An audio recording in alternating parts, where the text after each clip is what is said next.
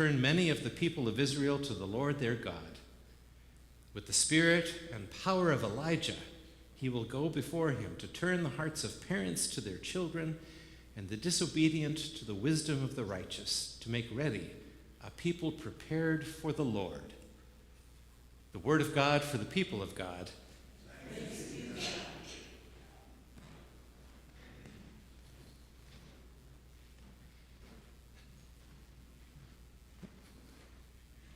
Temple.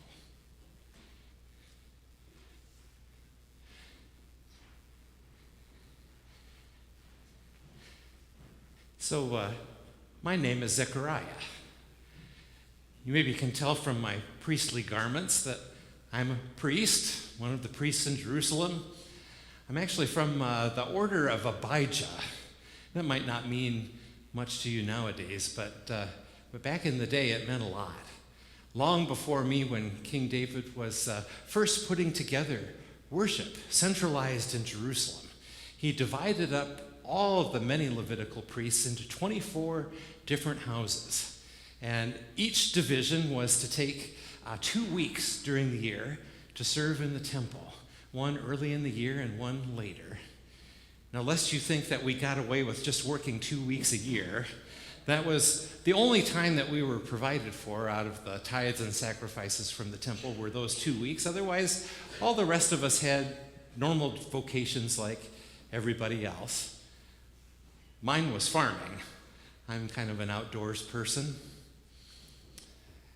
Unless you think that it'd be really impressive that I am one of the Levitical priests, there are actually a lot of us. There are about 20,000 of us altogether. And there are even more descendants of Aaron than made the priesthood, of course, because there are many women, daughters of Aaron.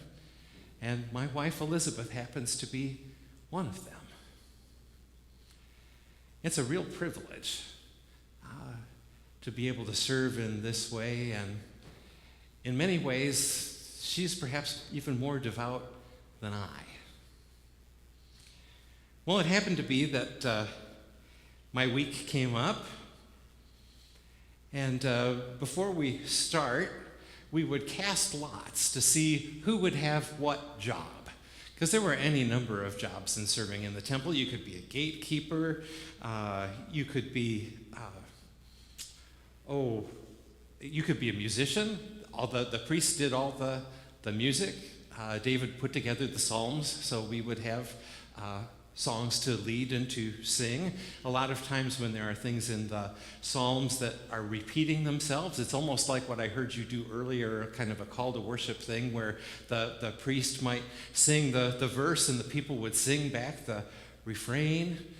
And there were those of us who got to help with the sacrifices. I'd never had the lot fall to me for that yet. I'd always been a gatekeeper or a musician or any other number of things, but this time the lot fell that I would be the one to go into the most holy place, the court of the priests, which I'm not sure why they call it the most holy place, because the most holy place was the Holy of Holies, but only one person could go in there, and that was the high priest, and that only once a year. But most holy place for the rest of us, I suppose it was, right outside the Holy of Holies. And I would be able to offer the incense offering, which the whole notion of the incense offering was to bring all the prayers of the people each day to one spot. And as you burned the incense, you offered those prayers and watched the cloud rise, bringing those prayers to heaven. And only one person could be in there doing that, so I would be all alone.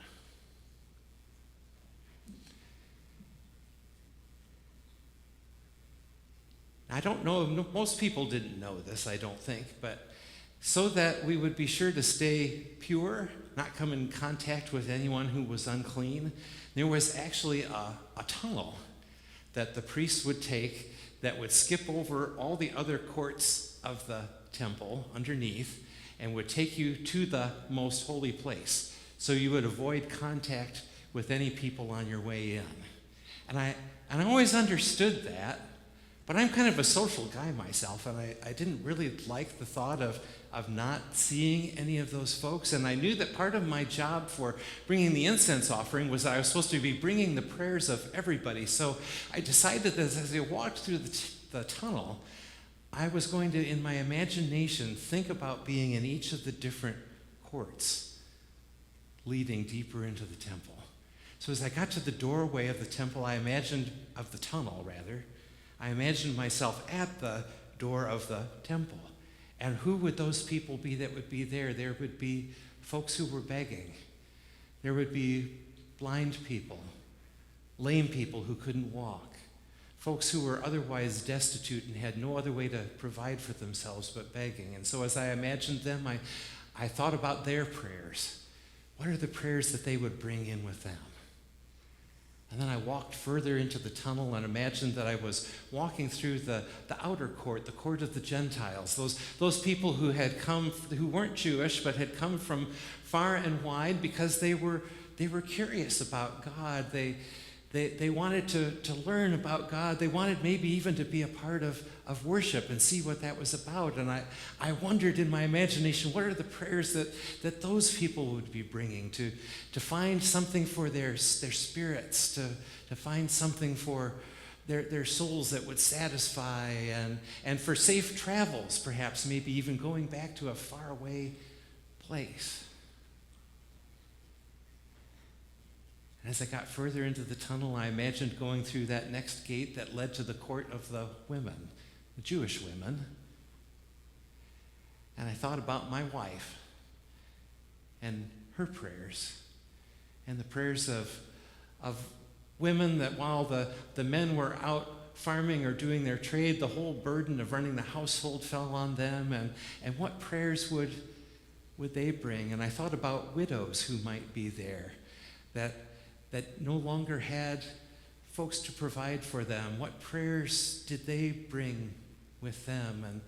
And I did my best with my imagination, but I sort of wished that I had somebody there to talk to and ask and make sure I was really imagining everything I could think of. And just sort of said, Lord, whatever prayers I'm not thinking of, I hope you hear them anyway. Further along in the tunnel, I got to the court of the men. And I could hear buzzing around in my head all the talk that I would hear every day at the city gate of men who were bristling under Roman occupation and had a longing to be delivered from that in any number of ways. I knew some of those things maybe were not worthwhile prayers. There were folks who were all for bloody resistance. And I knew that wasn't what God would want, but I thought, well, at least their desire ought to be lifted to God. That was only honest. And that there were others who were longing for God to do to the Romans what had been done to the Egyptians thousands of years before, that God would snap the divine finger and they would be swallowed up in the sea. Though this time not the Sea of Reeds, but the Mediterranean Sea, as they were heading back to Rome. There were others who were hoping for some messianic figure. People didn't know exactly what that meant. We would read the book of Daniel that would talk about the Son of Man being at the right hand of God and being this figure that would help to bring about God's will in the world and that would start to make things right. And we didn't know exactly what that meant, but boy, it sure sounded good. And so I brought those prayers. And then I got to where I was to exit. And I came up and found myself in the most holy place. And to the one side was the table of showbread. Had the bread of the presence, that we no longer had the Ark of the Covenant. It had been lost, but the bread of the presence still sat on the table to remember, to be reminded of our provision in the wilderness as a people. And on the other side was the menorah and its candles of light. And right in the middle where your altar is was the altar of incense. And right behind that, as I was staring where your cross is, was the Holy of Holies, and I could see the veil. And so I stepped up to the altar and I began to light the incense and pray all those prayers. And I'm not sure how long even I was praying or how long the incense was burning. And all of a sudden I heard a voice. And I turned to the right of the altar of incense, and here was, I didn't know who. It couldn't just be any old man. How could anybody have gotten in? And I realized there was something to his presence. And he said he was an angel, a messenger from God. And I quick looked at the veil to make sure it hadn't been torn and let something out. And the angel told me not to be afraid. Easier said than done. He said, don't be afraid because your prayer has been heard. And I'm thinking, which one? And I went back through all the prayers that I had thought about going through. And I realized he wasn't talking about any of those prayers that I was offering for everybody else, but the one that continued to play like a refrain over and over again in my own heart. The prayer that Elizabeth and I would have a son. I almost felt a little guilty when the angel told me that was the prayer that was going to be answered out of all the other prayers. I didn't want to be selfish. I didn't want it to be all about me. But then he continued. He said, he told me about this child, this son, and what he was to do, preparing a way for one who was to come after that would be deliverance. And I realized the prayers of my own heart for myself were in line with the prayers for all of my people. And what an amazing thing to think that the prayers for all people are found in the hopes and dreams of each individual person. And that as we pray for and with each individual person, as we help those people find answers to those prayers, we actually answer the prayers of the whole world. I couldn't believe it. You don't blame me, do you? I'm like, that can't be. And in that moment of shock and doubt, the angel decided to make a bit of an example of me, a sign act for the people. And he struck me dumb. Not unsmart. I still had my wits about me. I couldn't speak. And finally, when I went back out of the tunnel, and there were people who were gathered to hear, because priests always talked about what had gone on and they asked me, how had the prayers gone, expecting to hear a normal answer. I couldn't speak. It wasn't until much later when Elizabeth let people know that she was pregnant, and folks asked, what are you going to name him? She said, John.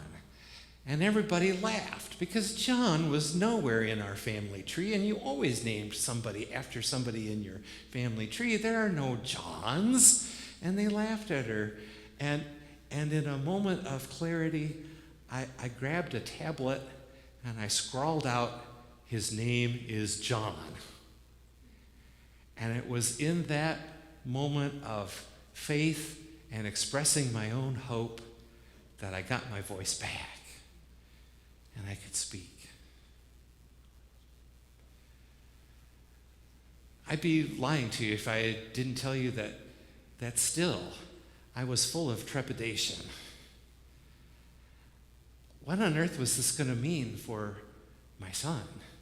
To be this important person that was preparing for a seemingly messianic figure.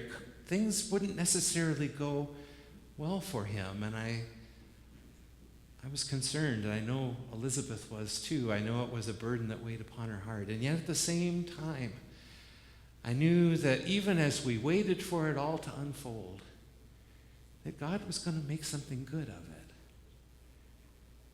and that if everything wasn't okay, it would at least be good. And I had hope. I still have.